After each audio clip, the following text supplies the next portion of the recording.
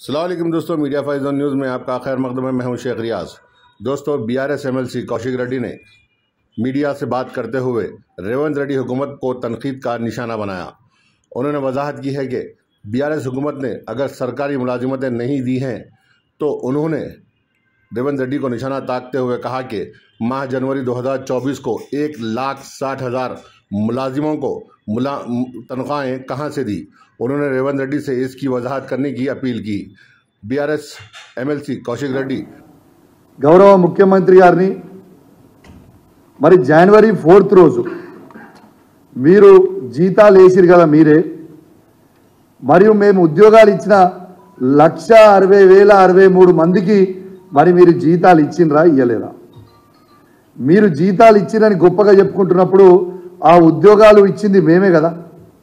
ఆ ఉద్యోగాలు మేము ఇచ్చినందుకే ఇవాళ మీరు జీతాలు వాళ్ళకి వేసిరు కదా.